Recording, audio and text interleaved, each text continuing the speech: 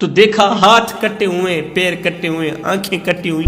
جب چہرہ دیکھا، جب غور کیا تو یہ کوئی اور نہیں تھا، وہ روزانہ نئی کنواری لڑکی سے گناہ کیا کرتا تھا۔ میں تمہیں ایک سبق آموز واقعہ سنانا چاہتا ہوں۔ اس واقعہ نے لاکھوں نوجوانوں کی زندگی بدل ڈالی۔ کمزور بیل کو اللہ تعالیٰ قربانی کے لیے قبول نہیں کرتا، تیری کمزور ہڈیوں کو کیسے قبول کرے گا؟ 5 لوگ ایسے ہیں جو رمضان کی برکتوں سے محروم رہتے ہیں۔ اللہ تعالیٰ کا لاکھ لاکھ شکر ہے کہ اللہ تعالیٰ نے ہمیں صحت جیسی دولت سے نوازا۔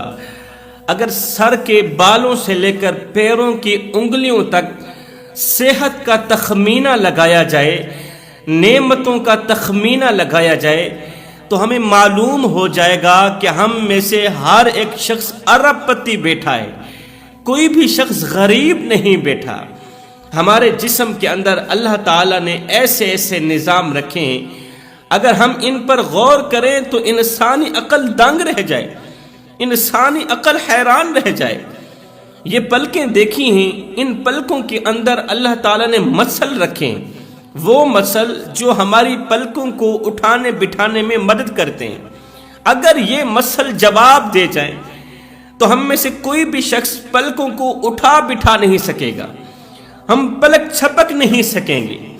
اگر یہ مسل جواب دے جائیں، اگر خدا نہ کرے یہ بیماری ہم پر لاحق ہو جائے تو دنیا کا کوئی بھی ڈاکٹر اس مرض کا علاج نہیں کر سکتا۔ پوری دنیا میں اس مرض کا علاج ابھی تک آیا ہی نہیں۔ اگر میں ان پلکوں کے بالوں کی بات کروں تو اگر میری ایک پلک کے بال جھڑ جائیں تو میں لاکھوں کروڑوں روپے لگا دینے کو تیار ہوں کہ کسی نہ کسی طرح اس پلک کے اوپر بال آ جائے۔ میری ایک آنکھ خراب ہو جائے، میں لاکھوں روپے لگا دینے کو تیار ہوں۔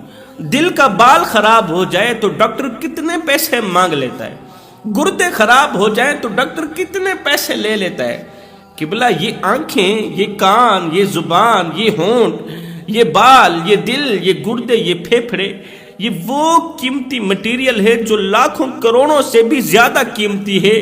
کمال کی بات نہ بتاؤں، اللہ تعالیٰ نے مجھے مفت میں دے دیا ہے، کبھی اس کا بل تک نہیں مانگا، تو پھر میرا حق نہیں بنتا کہ اس کریم رب کی ان نعمتوں کا شکریہ ادا کروں۔ اس وقت ہم تمام لوگ اللہ تعالیٰ کے فضل و کرم کے قرض دار ہیں، اس لیے ہمیں چاہیے کہ ہر وقت، ہر گھڑی، ہر لمحے اللہ تعالیٰ کی شکر گزاری کرتے رہیں۔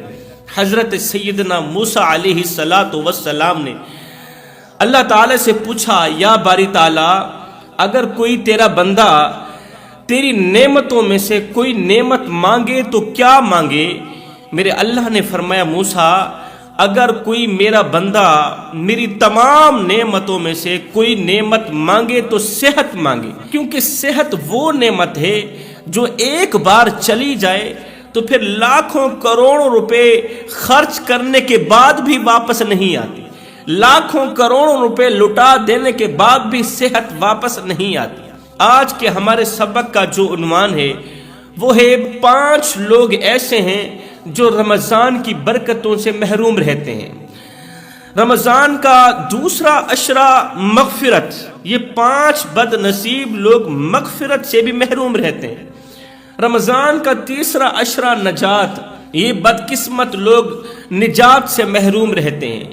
یہ دعا کرتے ہیں، اللہ تعالیٰ ان کی دعا قبول نہیں کرتا، اور ان کی دعا پہلے آسمان تک جانا تو رہی دور کی بات، 7واں آسمان چیر کر عرش کے دروازے پر جانا تو رہی دور کی بات، قبولیت کے دروازے تک جانا تو رہی دور کی بات۔ میرے کریم نبی فرماتے ہیں، یہ وہ بدقسمت لوگ ہیں، یہ وہ بد نصیب لوگ ہیں کہ ان کی دعا ان کے سروں سے ایک بالشت بھی اوپر نہیں جاتی۔ آخر وہ کون سے لوگ ہیں کہ رمضان المبارک جیسے بابرکت مہینے میں بھی اللہ کی طرف سے ان کے لیے بخشش کا اعلان نہیں کیا جاتا، مغفرت کا اعلان نہیں کیا جاتا، تب تک جب تک یہ لوگ سچے دل سے پختہ توبہ نہیں کر لیتے، سچے دل سے پختہ توبہ نہیں کر لیتے۔ آج کا نوجوان کہتا ہے، جی ابھی تو کافی عمر پڑی ہے، ابھی تو کافی زندگی پڑی، خوب عیاشیاں مار لیں، عیش و عشرت کے وقت گزار لیں، عیش و عشرت کی جوانی کی زندگی گزار لیں۔ جب قبر میں ٹانگیں چلی جائیں گی، جب کمر جھک جائے گی، جب ہڈیاں کمزور ہو جائیں گی، تب توبہ کر لیں گے، اللہ تعالیٰ توبہ قبول کر لے گا، تب اللہ سے صلح کر لیں گے۔ جب ہڈیاں کمزور ہو جائیں گی، جب کمر جھک جائے گی، ایک بات کا دھیان رکھنا جوانوں، بوڑھے بیل کو جس کی کمر جھکی ہوئی ہو، جس بیل کی ہڈیاں کمزور ہوں، بوڑھے بیل کو تو اللہ تعالیٰ قربانی کے لیے قبول نہیں کرتا، تمہاری کمزور ہڈیوں کو کیسے قبول کرے گا؟ اس وقت کو یاد کرو، قیامت کا دن ہوگا، نفسا نفسی کا عالم ہوگا۔ قیامت کے دن اللہ تعالیٰ تمام لوگوں کے سامنے 1,24,000 رسولوں اور پیغمبروں کی امتوں کے سامنے، اللہ تعالیٰ مسلمانوں کے سامنے، کافروں کے سامنے جب تم سے پوچھے گا، اے بندے بتا تو صحیح تو میرے لیے کون سا تحفہ لے کر آیا ہے؟ دوستی کا تقاضا بھی یہی ہے کہ جب دوست کے پاس جاتا ہے کوئی نہ کوئی تحفہ لے کر جاتا ہے۔ جب اللہ قیامت کے دن سب لوگوں کے سامنے تم سے پوچھے گا بتا تو صحیح میرے لیے کون سا تحفہ لے کر آیا ہے، تو پھر کمزور سی ہڈیاں دکھاتے ہوئے تجھے شرم نہیں آئے گی؟ جھکی ہوئی کمر دکھاتے ہوئے تجھے شرم نہیں آئے گی؟ کمزور سی ہڈیاں پیش کرتے ہوئے تجھے شرم نہیں آئے گی؟ کمزور بیل کو اللہ تعالیٰ قربانی کے لیے قبول نہیں کرتا، تیری کمزور ہڈیوں کو کیسے قبول کرے گا؟ تیرے بڑھاپے کو اللہ تعالیٰ قبول کر لے، یہ اس کا کرم ہے، کیونکہ اس کا کرم اس کے غضب پر بھاری ہے، اس کی رحمت اس کے غضب پر، اس کے غصے پر بھاری ہے۔ یہ اللہ کا کرم ہے کہ اگر بوڑھا بھی مالک کی چوکھٹ پر آ جائے، جس نے اپنی ساری زندگی آوارگی میں گزار دی ہوتی ہے، شراب نوشی میں گزار دی ہوتی ہے، جس نے اپنی ساری زندگی بدکاریوں میں گزار دی ہوتی ہے، بڑھاپے میں بھی اگر وہ اللہ کی چوکھٹ پر آ جاتا ہے تو اللہ تعالیٰ خالی ہاتھ واپس نہیں بھیجتا، کیونکہ اللہ کی رحمت اس کے غضب پر بھاری ہے۔ اللہ تعالیٰ معاف تو کر دے گا، لیکن کاش کہ تیری جوانی بھی مالک کی چوکھٹ پر گزری ہوتی، کاش کہ تیری اول عمر بھی مالک کی چوکھٹ پر گزری ہوتی، تو آج تیرا مقام فرشتوں سے بھی افضل ہوتا۔ ایک ہی ماں کے 2 بیٹے تھے۔ میں تمہیں ایک سبق آموز واقعہ سنانا چاہتا ہوں۔ اس واقعہ نے لاکھوں نوجوانوں کی زندگی بدل ڈالی، لاکھوں نوجوانوں کی زندگی میں انقلاب لانے کا ذریعہ بنا۔ یہ واقعہ غیرت کے کانوں سے سنیے گا جوانوں۔ ایک ہی ماں کے 2 بیٹے تھے۔ ایک بیٹا عبادت گزار تھا، متقی پرہیزگار تھا، اور دوسرا بیٹا گنہگار تھا۔ عبادت گزار اوپر والے دوسری منزل پہ بیٹھ کے اللہ تعالیٰ کی عبادت میں مصروف رہتا تھا، اور جو گنہگار بھائی تھا وہ نیچے والی منزل کے کمرے کے اندر بیٹھ کے شراب نوشی کیا کرتا تھا۔ وہ روزانہ نئی لڑکی سے زنا کرتا تھا، وہ روزانہ نئی کنواری لڑکی سے گناہ کیا کرتا تھا۔ اگر ایک عورت سے زنا کیا جائے تو اس کی سزا یہ ہے کہ فرشتے ایسے شخص پر لعنت کرتے ہیں، شادی شدہ ہو کر جو زنا کرتا ہے، فرشتے ایسے شخص پر لعنت کرتے ہیں۔ زانی کے جسم کا ایک ایک بال زانی پر لعنت کرتا ہے، زانی کے پیروں سے لگنے والی مٹی اس پر لعنت کرتی ہے، سورج چاند ستارے زانی کو دیکھ کر اس پر لعنت کرتے ہیں۔ جو ایک عورت سے زنا کرے، جو ایک عورت سے گناہ کرے، اس کی سزا یہ ہے کہ فرشتے اس پر لعنت کرتے ہیں۔ مجھے بتاؤ جو روزانہ نئی لڑکی سے گناہ کرتا تھا وہ کتنا بڑا گنہگار ہوگا، وہ کتنا بڑا بدکار ہوگا۔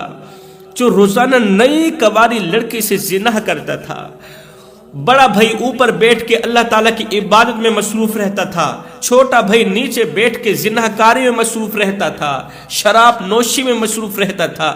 ایک دن الگ کرنا ایسا ہوا، بڑا بھائی اوپر عبادت میں مصروف تھا، اتنے میں شیطان آیا۔ شیطان آ کر کہنے لگا، او بد نصیب شخص، تجھے کیا ہو گیا ہے؟ 500 سال تیری عمر ابھی باقی ہے، 500 سال تیری عمر باقی ہے، اور تو مصلی پہ بیٹھ گیا ہے اللہ اللہ کرنے، اور توبہ کا دروازہ بھی تو کھلا ہے نا۔ تیرا بھائی کس طرح عیاشی والی زندگی گزار رہا ہے، اس کی بھی ابھی 500 سال عمر باقی ہے۔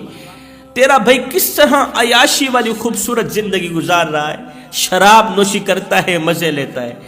روزانہ نئی لڑکی سے زنا کرتا ہے، لطف اندوز ہوتا ہے، مزے لیتا ہے، کس طرح اچھی زندگی گزار رہا ہے، مزے والی عیاشیوں والی زندگی گزار رہا ہے۔ ایک تو ہے بد نصیب، بس بیٹھا ہے مسلح پہ کیا ملنے والا ہے تجھے؟ کبھی اللہ کی طرف سے تجھے تیری عبادت کا جواب بھی ملا ہے؟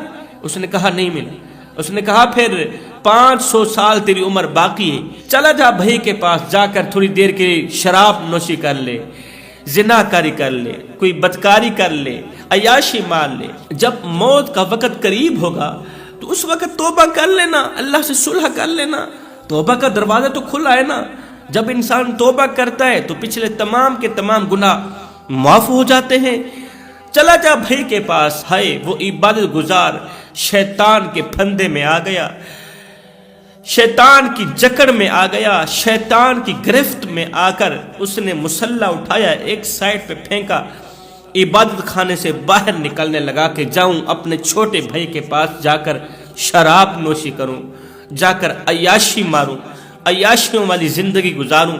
جب موت کا وقت قریب ہوگا تو توبہ کر کے اللہ سے صلح کر لوں گا۔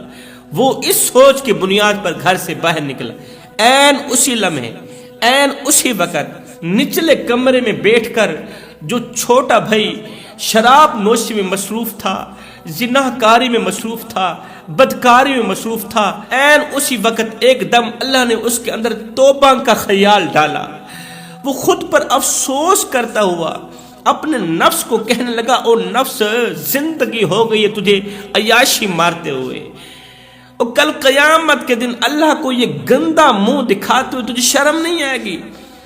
یہ شراب نوشی والا چہرہ دکھاتے ہوئے، زنا کاری والا چہرہ دکھاتے ہوئے تجھے شرم نہیں آئے گی؟ ایک تو ہے جو ہر وقت گناہوں میں مبتلا ہے، اور ایک وہ تیرا بھائی ہے جو اللہ کی یاد میں مصروف ہے۔ کل قیامت کے دن اس کا مقام بہت بلند ہوگا اور تو 0/0 ہوگا، اس وقت تجھے شرم نہیں آئے گی۔ اللہ تعالیٰ نے اس کے اندر توبہ کا خیال ڈالا کہ کیوں نہ چلا جا اپنے بھائی کے پاس، جا کر توبہ کر، اس کے ساتھ بیٹھ کے عبادت کر، اس کے ساتھ بیٹھ کے عبادت کی لذت چکھ۔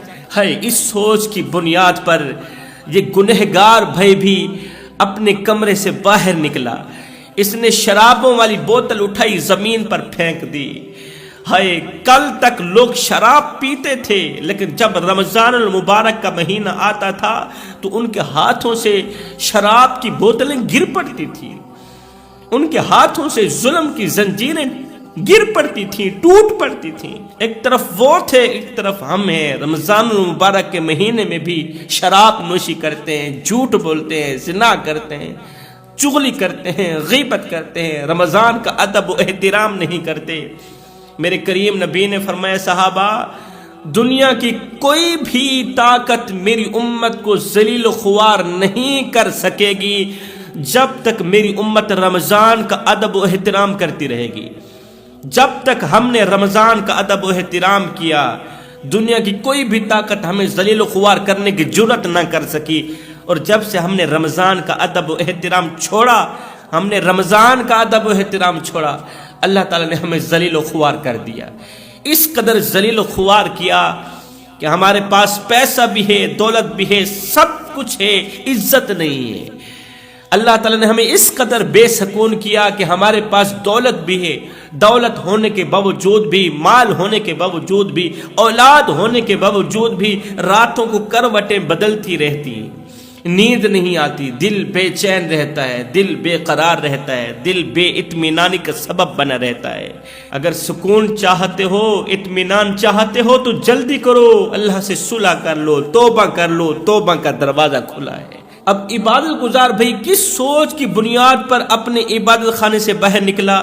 نیچے گنہگار بھائی کس سوچ کی بنیاد پر کمرے سے باہر نکلا کہ اوپر جاتا ہوں، اپنے بھائی کے پاس جا کر توبہ کرتا ہوں، اللہ سے صلح کرتا ہوں، اللہ کی خوب عبادت کرتا ہوں، قیامت کے لیے کچھ نہ کچھ اکٹھا کر لیتا ہوں، قبر و حشر کے لیے کچھ نہ کچھ بنا لیتا ہوں۔ یہ اس سوچ کی بنیاد پر گھر سے باہر نکلا۔ عبادت گزار نے بھی کمرے کے باہر قدم رکھا، گنہگار نے بھی کمرے کے باہر قدم رکھا۔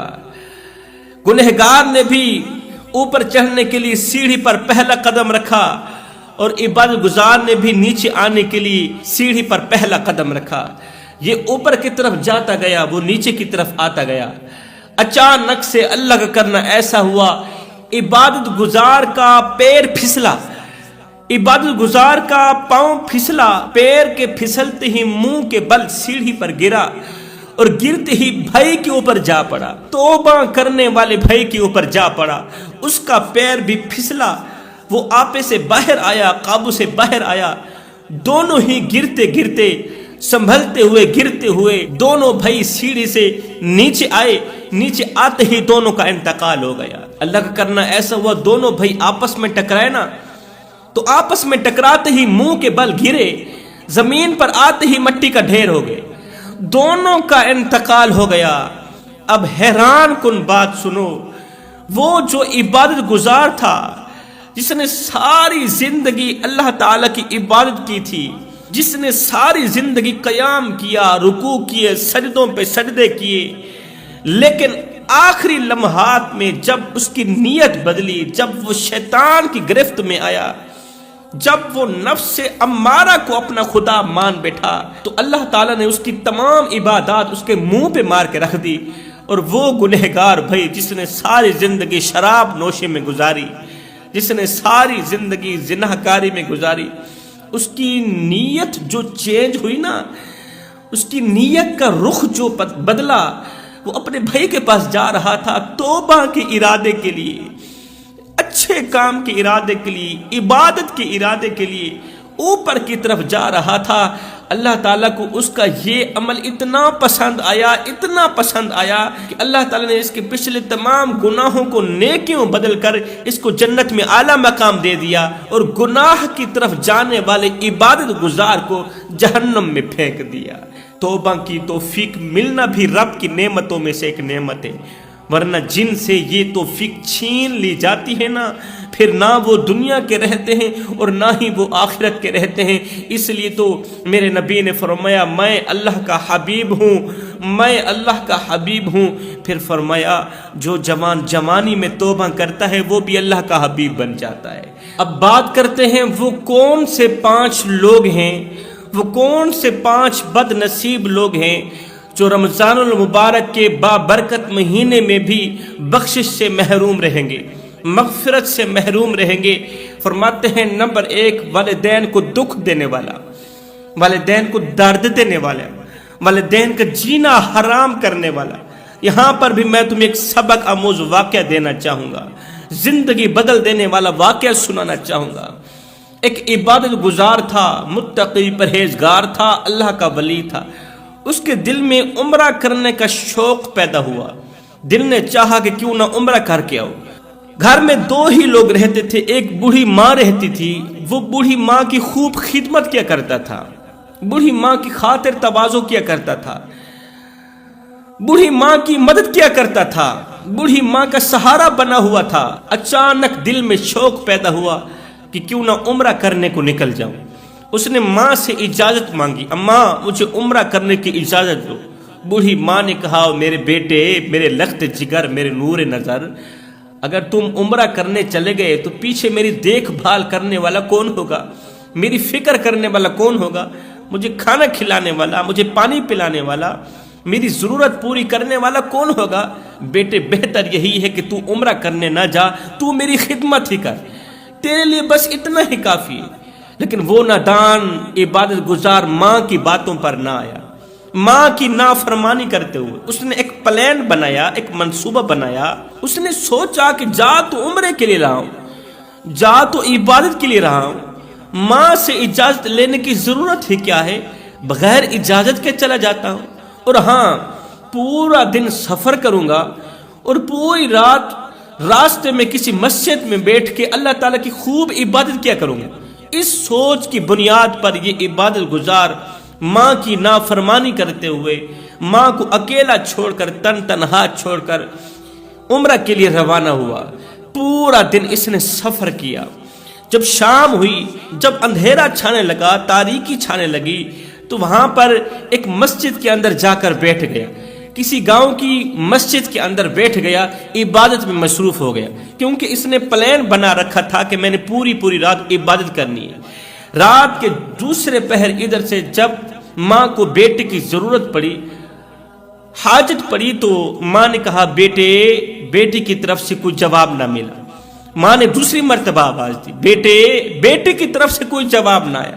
جب تیسری مرتبہ بھی جواب نہ آیا تو ماں نے کہا اچھا تو ماں کی نافرمانی کرتے ہوئے عمرے کو چلا گیا، اللہ کا گھر دیکھنے کو چلا گیا، ماں کو تنہا اکیلا چھوڑ کر عمرہ کرنے والے، اللہ کرے تو اللہ کے گھر تک نہ پہنچ پائے۔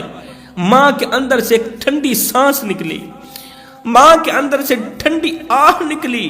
یہ آہ ہواؤں کو پھاڑتے ہوئی، فضاؤں کو پھاڑتے ہوئی، اس ٹھنڈی سانس نے، اس آہ نے عرش کا دروازہ جا کھٹکھٹایا اور اپنی بات منوا کر ہی دم لیا۔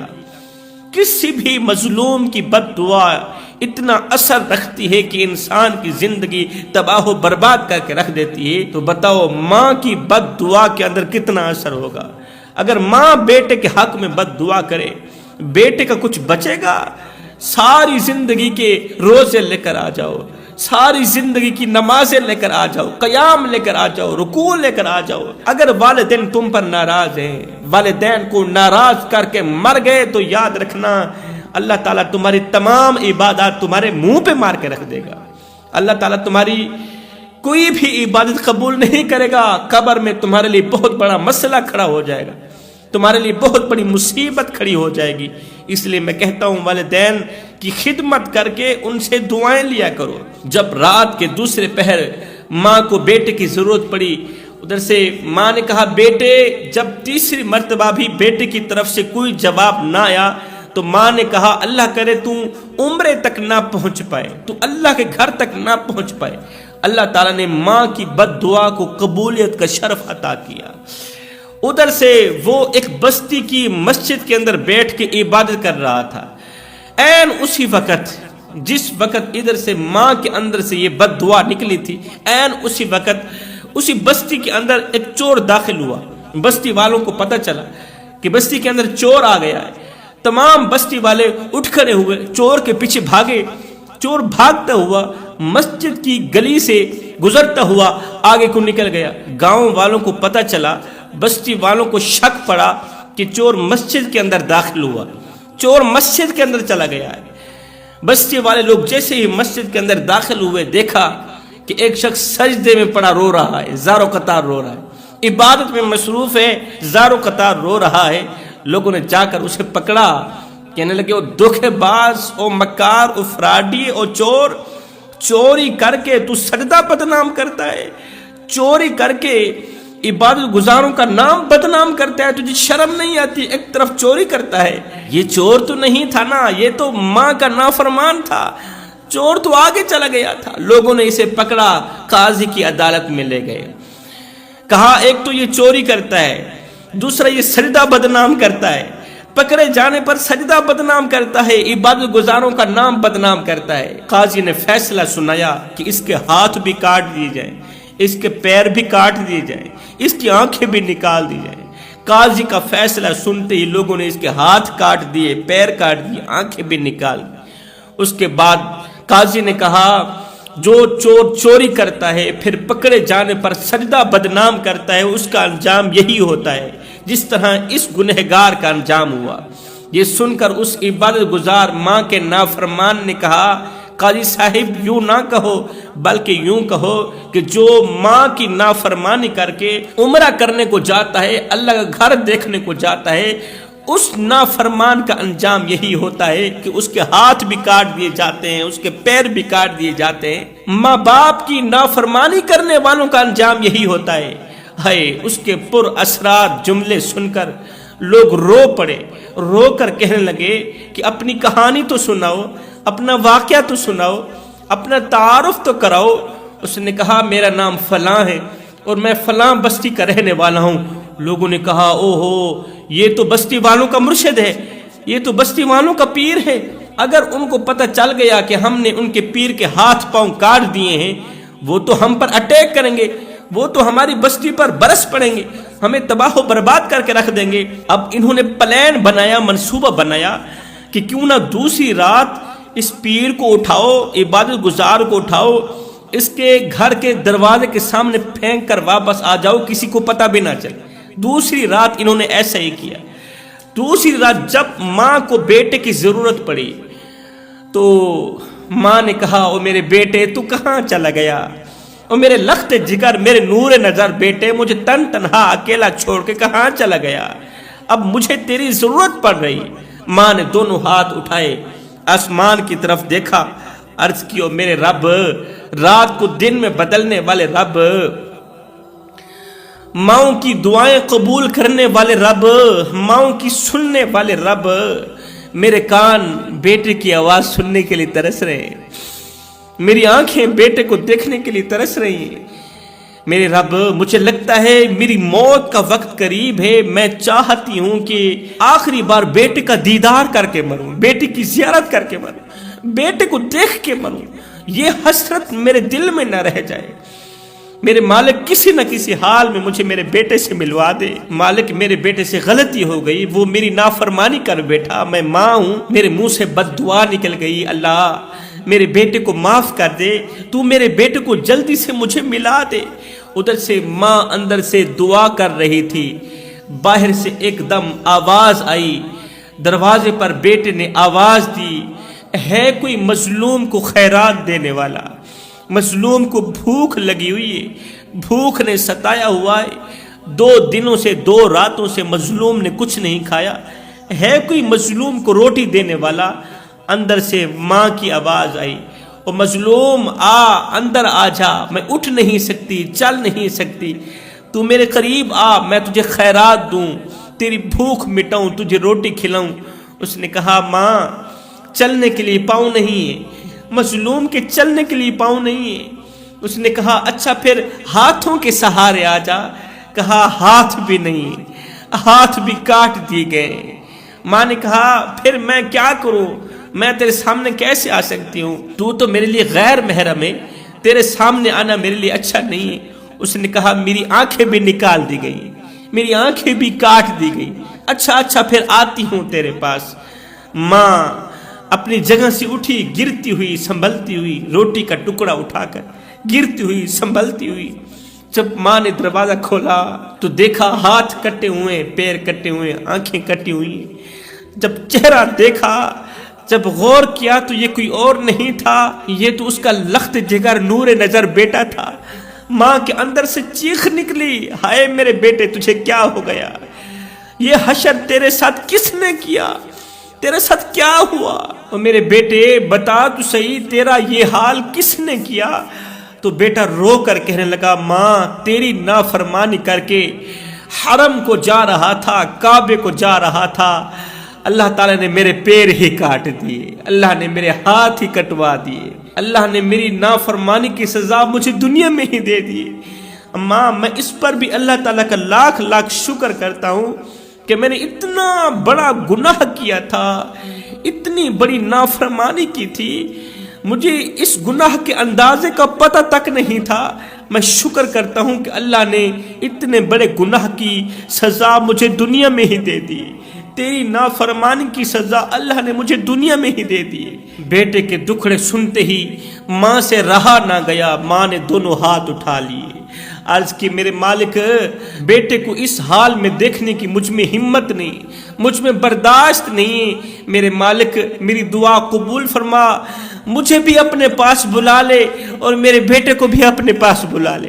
اللہ تعالیٰ نے ماں کی دعا قبول فرمائی، عین اسی وقت ماں کی روح بھی نکل گئی اور عبادت گزار بیٹے کی روح بھی نکل گئی۔ ہے ماں کو چھوڑ کر، ماں کو ناراض کر کے اللہ کے گھر جانے والا خوشی نہیں پاتا، تو ماں کو ناراض کر کے، ماں کی نافرمانی کر کے انسان اپنا گھر آباد کیسے کر سکتا ہے؟ انسان کی زندگی میں سکون کیسے آ سکتا ہے؟